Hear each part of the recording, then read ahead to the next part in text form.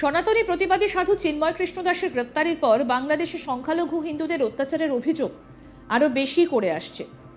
একই সঙ্গে উঠেছে বাংলাদেশের মাটি থেকে ইসকনকে নিষিদ্ধ করার দাবি। মৌলবাদী নেতারা প্রকাশ্যে সভায় বলছেন বাংলাদেশের সবথেকে বড় শত্রু হিন্দু এবং ইসকন। এরা ক্যান্সারের মতো, এদের উপড়ে ফেলতে হবে। এদের সমর্থনকারীদের খুঁজে বের করে আরব স্টাইলে সাজা দিতে হবে। এমনকি ইসকনের মন্দিরগুলোকে ভেঙে গুঁড়িয়ে দেবার কথাও শোনা গিয়েছে এক কট্টরপন্থী মৌলবাদী নেতার কথায়। এই কট্টরপন্থী মৌলবাদী নেতার নাম এম সাব্বির বিন লোকমান। তিনি এক সভায় বলেন, বাংলাদেশে এখন সবথেকে বড় বিপর্যয়কারী ইসকন। এটি হিন্দুত্ববাদী উগ্রবাদী একটা সংগঠন। সারা বাংলাদেশে একটা ক্যান্সারের মতো রূপ ধারণ করেছে।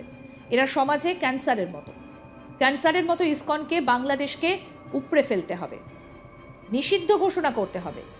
যারা এদের ভক্ষক হবে তাদেরও চিরতরে মুছে দিতে হবে। এই ভিডিও শেয়ার করেছেন কলকাতা ইসকনের ভাইস প্রেসিডেন্ট রাধারমন দাস। কি বলেছেন এই কট্টরপন্থী মৌলবাদী নেতা, আসুন শোনাই আপনাদের। এম সাব্বির বিন লোকমান, শুনুন কি বলেছেন তিনি। স্পষ্ট দেখতে পাচ্ছি বাংলাদেশে এখন সবচেয়ে বড় বিপর্যয়কারী হচ্ছে ইসকন।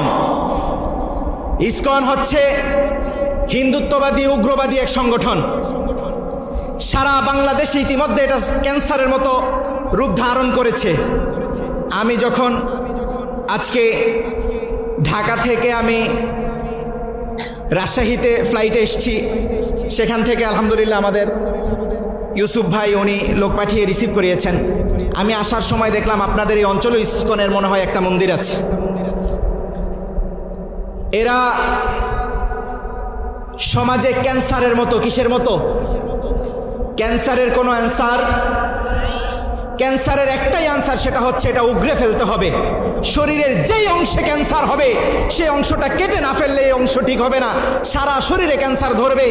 ইসকনকে বাংলাদেশ থেকে উগড়ে ফেলতে হবে, ইসকনকে বাংলাদেশে নিষিদ্ধ করতে হবে।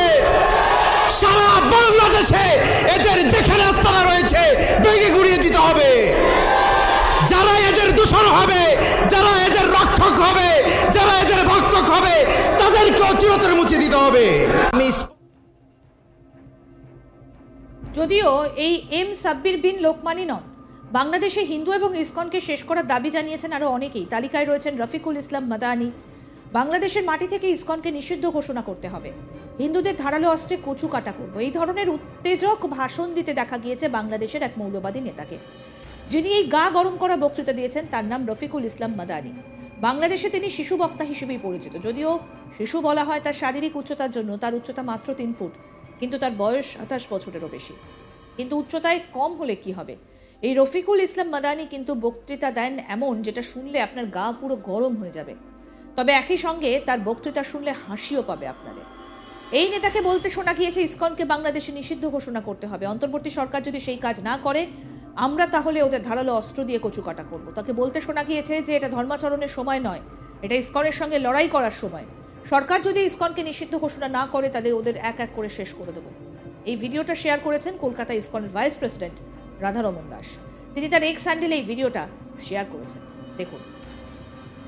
সময় নাই, বিবৃতির সময় নাই, রাজের সময় নাই, এখন কথা হবে তরবারির ভাষায় কথা হওয়া দরকার।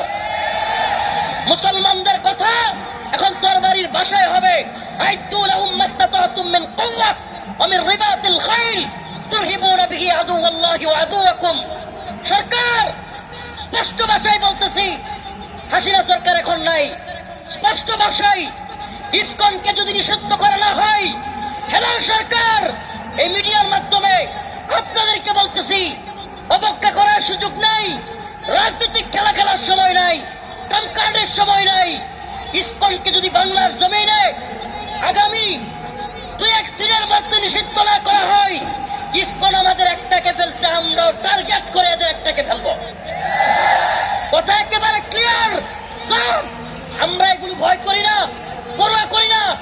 আঙ্কেল বলেছেন দীর্ঘ প্রায় 3 বছর আপনাদের এলাকার সন্তান আব্দুল সালাম পিন্টু সাহেবের সাথে কারাগারে ছিলাম। বাড়ি বা চাপাতি নিয়া সাইফুল ইসলাম ভাইকে যেভাবে ইসকন মারছে, ইসকনের ওই পান্ডা মাহফিলে থাকা আমাদের জন্য এখন যথেষ্ট না। এই মাহফিল ফেলাইয়া মুসলমানদের এখন অস্ত্র হাতে নিতে হবে। সময় এসে গেছে গা, এটা আমরা বুঝতেছি না। সময় চলে যাচ্ছে কিন্তু আমরা এটা বুঝতেছি না। আমরা মনে করতেছি গতানুগতিক জিন্দেগি আর কি বলে রাজনীতি, এটা সেটা, আমি কিভাবে ক্ষমতায় যেতে পারবো, আমি কিভাবে ভালো অবস্থান তৈরি করতে পারবো। যে কাজটা সবচেয়ে জরুরি সেটা হলো ইসকন এবং হিন্দুত্ববাদ কি সেটা বোঝা এবং সেই অনুযায়ী নিজেদেরকে প্রতিরক্ষা ব্যবস্থা তৈরি করা। কোন সংগঠন যখন ঘোষণা দিয়ে করছে, আমি সত্যি কথা, আমি এতক্ষণ ওই যে সূরাতুল বারাআত আপনারা জানেন কিনা, সূরাতুল বারাআত, বারাআতুম মিনাল্লাহি ওয়া রাসূলিহি, এই সূরা যখন নাজিল হয় প্রত্যেক সূরার শুরুতে কিন্তু বিসমিল্লাহ আছে। কি আছে? কোরআনের প্রত্যেক সূরার শুরুতে কি আছে? বিসমিল্লাহ আছে। কিন্তু সূরাতুল বারাআতের শুরুতে বিসমিল্লাহ নাই। জিবরাইল আমিনকে আল্লাহ পাক যখন এই সূরা দিয়ে পাঠাইছেন তখন বিসমিল্লাহ ছাড়া। কেন? তখন আল্লাহ পাক দয়ালু ছিলেন না, তিনি বিসমিল্লাহটা ছেড়ে দিয়েছেন। বিসমিল্লাহ ছাড়া মুশরিকদেরকে বলেছেন, মুশরিকরা যখন মুসলমানদের উপর আক্রমণ করবে ওই সূরার প্রত্যেকটা আয়াতের পরপরই তোমরা মুশরিকদেরকে ধরো, যেখানে পাও তাদেরকে শাস্তি দাও। কারণ আল্লাহ জানতেন, আল্লাহ পাক কোরআনের মধ্যে বিভিন্ন আয়াতে বলে দিয়েছেন, লাতাজিদান্না আশাদ্দান নাস আদাওয়াতাল লিল্লাযিনা আমানুল ইয়াহুদা ওয়াল্লাযিনা আশরাকু, তোমরা মুসলিমদের সবচাইতে কঠিন শত্রুতা হিসাবে পাবে ইহুদি এবং মুশরিকদের। প্রতিবাদী সনাতনী সাধু চিন্ময় কৃষ্ণ দাসের গ্রেপ্তারি এবং অন্য সন্ন্যাসীদের ওপর হামলার ঘটনায় অশান্ত বাংলাদেশ। এই পরিস্থিতিতে আবার সেদেশের ইসকন মন্দিরে আগুন লাগানোয় এই অভিযোগকে ঘিরে নতুন করে উত্তেজনা ছড়ায়। বাংলাদেশের ইসকন মন্দিরে আগুন লাগানোর অভিযোগ করেছেন কলকাতা ইসকনের ভাইস প্রেসিডেন্ট রাধারমন দাস। তিনি তার এক্স হ্যান্ডেলে এই সংক্রান্ত একটা ছবিও শেয়ার করেছেন। গোটা ঘটনার বিবরণ দিয়ে সোশ্যাল মিডিয়ায় তিনি লিখেছেন, বাংলাদেশে আরও একটি ইসকনের নামহাট্টা কেন্দ্র পুড়ে গিয়েছে। শ্রী শ্রী লক্ষ্মীনারায়ণের মূর্তি এবং মন্দিরের ভেতরের সমস্ত জিনিসপত্র সম্পূর্ণরূপে পুড়ে গিয়েছে। কেন্দ্রটা ঢাকায় অবস্থিত।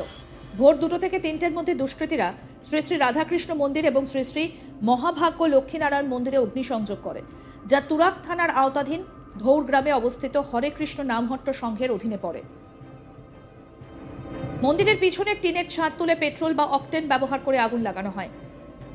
স্থানীয় থানায় এ বিষয়ে অভিযোগ দায়ের হয়েছে। এই নিয়ে 1 সপ্তাহের মধ্যে দ্বিতীয়বার মন্দিরে হামলার ঘটনা ঘটেছে ঢাকায়। আরও আপডেট পেতে দেখতে থাকুন আজ তাক বাংলা, সাবস্ক্রাইব করুন।